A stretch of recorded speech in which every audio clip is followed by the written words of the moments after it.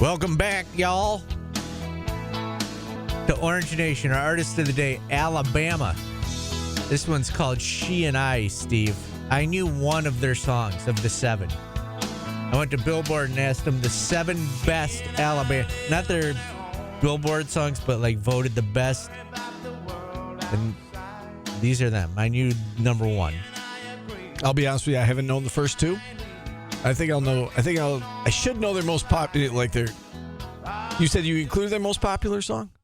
Yeah, because this is basically the songs that people like. Gotcha. Not sales. I'm sure I'll know some of them in the second hour, but I've yet to know either of those. All right, let's go to our guest line. Bring on our first guest today. As always, we love talking SU football and basketball for that matter with our good friend Mike McAllister, publisher of AllSyracuse.com. And Mike, we're going to concentrate mostly on football here. So much to get to. I guess let's start with the big recruiting weekend. More than a dozen recruits on campus last weekend. We saw the pictures, right? The Ferrari and the hibachi and everything going on inside the dome. And we've seen some commitments since then. So bring us up to date on the latest. And do you consider that a successful weekend for SU football? Well, if you want the latest, I actually have breaking news right now. If you'd like. Yes, please. 4-star wide receiver Emmanuel Ross from New Jersey has flipped his commitment from Stanford to Syracuse. There you go. Take that, Stanford. He was on campus over the weekend. Nerds. Thank you. So, yes, it was a very successful weekend.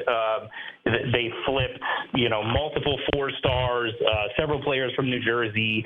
They retained the commitment of tight end Elijah Washington.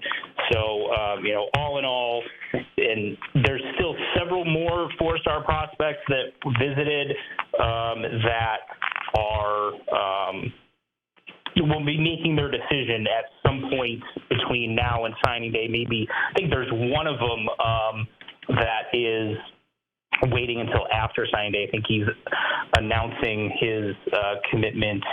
Marcellus, I forget his last name, Bradley, maybe. It starts with a B. It's escaping me at the moment. But he's announcing his decision on January 6th, which is when the All-American Bowl is. So typically those All-American Bowl type situations are not things that Syracuse fans pay too much attention to, and they're going to have at least one that's visited or that is going to be making his announcement, and Syracuse will have a hat on the table. So it's a lot of crazy things going on right now that should be very encouraging for Syracuse fans. What do you make of what we saw over the weekend, like the visuals on social media and whatnot?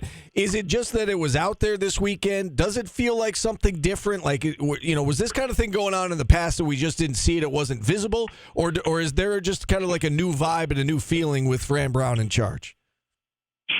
This is different. This is not the same thing that we've seen on official visits in the past. So this is Fran Brown stepping up Syracuse's game, and this is Fran Brown getting Syracuse to kind of go to the big leagues essentially. And if you're going to attract 4-star talent, and you're going to land 4-star recruits and get some of those higher-end prospects into your program, that's part of how you do it, is you have to do things that are memorable, that stand out. And having a hibachi dinner in the Dome and having a Ferrari there and things like that, that's stuff that will stand out, that will be memorable to these recruits. And obviously, you need to have the football aspect of it, and NIL is going to play a part in relationships with the coaching staff, all of that type of thing. But those little things also matter, and it shows that, I think Syracuse is really getting behind Fran Brown and taking this thing seriously in order to try to get the right players onto the roster. Mike, I said this is kind of putting the other schools in the ACC on alert that Syracuse isn't messing around right now. What has the reaction been, to the Mike McAllisters of other schools, like a Wake Forest guy? Have you heard from any of your cohorts on this at schools that are comparable to Syracuse? I can tell you that there are many that are looking at this as a pretty big deal, and that Syracuse is they're serious about this. So this is something that to your point, I think I think it's making a buzz about what Syracuse is.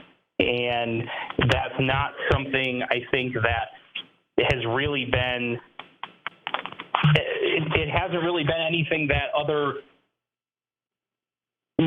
from a national perspective, we'll say, right? So other schools, you don't worry about Syracuse when they start pursuing your recruits. Now, other schools in the ACC across the country, I think, are put on notice a little bit in that you have to take notice of Syracuse, and if Fran Brown decides to target one of your recruits, that's something I think you need to be concerned about, because he's proven that he can flip, and he's proven that he can close, and he has a reputation as one of the nation's best recruiters. So I do think that this certainly sends a message, and I think that Syracuse fans should be pretty encouraged about what they've seen so far. What do you feel about the flipping of players? It's worked out great for Syracuse this year, but it's like, should they get rid of the verbal commitment altogether and just have kids sign and that's it?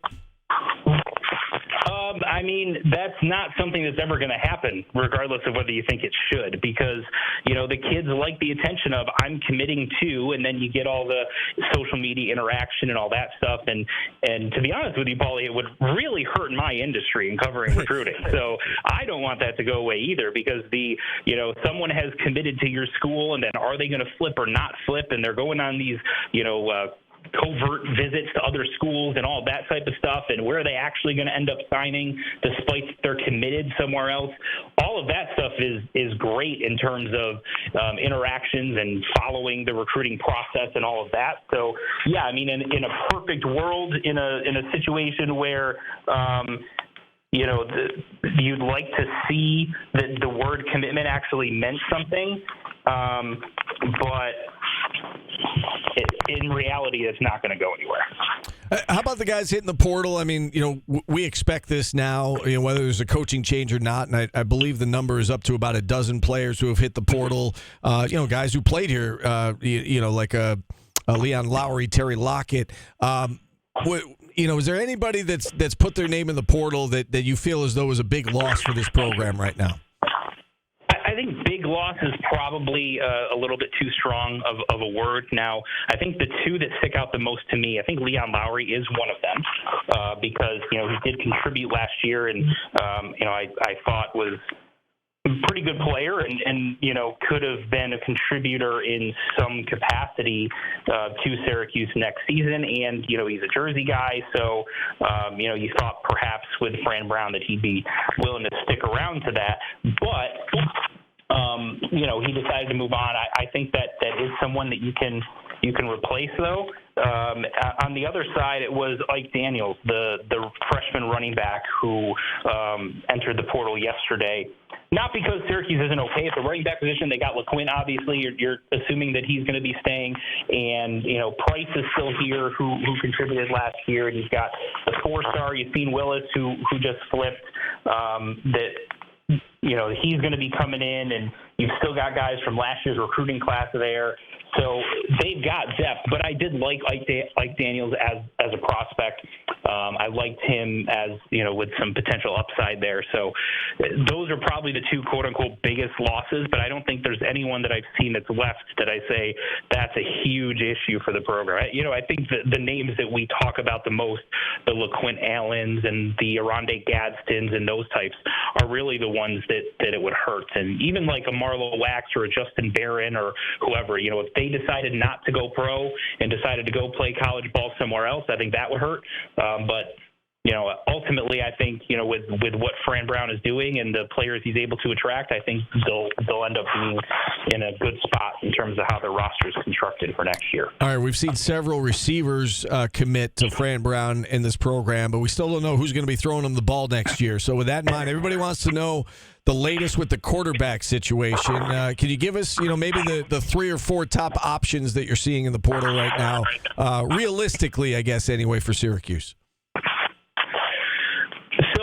They had a transfer from Buffalo visit this past weekend in Cole Snyder. Now, I don't believe he has an offer. At least he hasn't publicized the fact that he has an offer. But he did visit, so he's one to keep an eye on. And then there's been some rumblings, and I think there have been some reports on either On3 or 24/7. I forget where I saw it.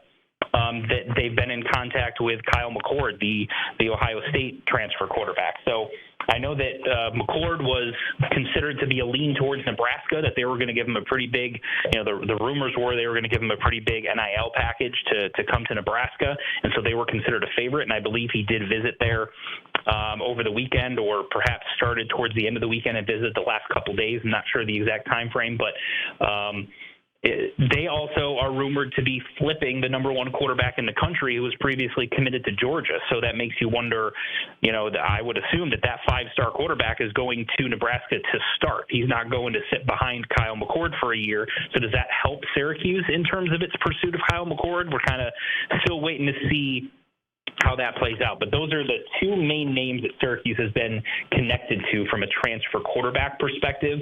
What could end up happening is if they're not able to get McCord, I'm not sure whether or not they would still pivot to Snyder. They still might elect to see what some other options are, and then you're going to get more quarterbacks that are going to enter the portal in the spring. And so they could decide to see who ends up jumping into the portal at that point and trying to make a decision. But ultimately, I think they'd rather have someone they can bring in now so that they can participate in spring ball and sort of start learning the new system and, playing under the new coaches, getting used to their teammates and developing chemistry with the wide receivers. You talk about the new coaches and the new system. We still don't know for sure who the new offensive coordinator is. We had been hearing rumblings about Jeff Nixon. We've even heard some recruits allude to the fact that there is an OC that's been decided on, but we haven't seen anything public yet. Is it your understanding that Jeff Nixon will be the OC? When do you expect an announcement? And if it's not him, who? Yeah, he's still the guy that I expect it to be. Could be one of those things where they're waiting. The New York Giants are waiting until their season is over before they officially announce that that job hiring, so to speak. But I know that Ross Douglas, who is coming from the Patriots as the Syracuse wide receivers coach, he updated his Twitter bio, which has him as wide receivers coach / passing game coordinator. So There's a little coordinator in his title there. But yeah, Jeff Nixon's still the guy that I expect to be the OC, and it's going to be. I think we'll probably see an announcement after the NFL regular season is over. And I think that's probably what the holdup is, because if they announce it now, then perhaps he feels obligated to leave the Giants and come play here, and I think he feels like he owes it to the Giants organization to finish out the season and kind of not put them in a bind in terms of their coaching staff with just a few games left. I was going to ask you, Mike, what do you make of the quarterbacks on the roster and what they're going to do at the bowl game? We were discussing, do they use this bowl game as a chance to see what they've got as a backup, or maybe even on the roster at QB in this bowl game? Do you think we'll see the running offense that we saw at the end of the year? I think it depends on the health status of Garrett Schrader. That could be part of it, because if he's able to go in some capacity, then perhaps he wants to kind of give it one last go with Syracuse. But he also could have decided that the way that he went out in the regular season finale was kind of his last hurrah in a Syracuse uniform, and he's just going to get surgery, rest up, and take care of his body and his health and try to see what he can do in terms of a pro career. If that's the case, then yeah, I think if Carlos Del Rio Wilson is healthy, you probably give him the first crack at it, and then maybe you mix in Braden Davis a little bit here and there as well to see how he looks. But I certainly would look at it almost as a mini audition of sorts, because we already know that Fran Brown's going to practice and he's watching guys, so he's going to see him preparing. But seeing how they perform in live game action, a situation like that, I don't know that there's a better way to evaluate someone than that. So I think it would be a perfect opportunity to get a closer look at both of those guys. All right, Mike, great stuff as always. We appreciate you coming out. Thanks for breaking that news as well on our show. Absolutely. Thanks, guys. All right. Our good friend Mike McAllister from allsyracuse.com. And with that, I didn't hit the news sounder. And I was waiting for you. You didn't even move. I was getting crushed. I didn't have the log opened.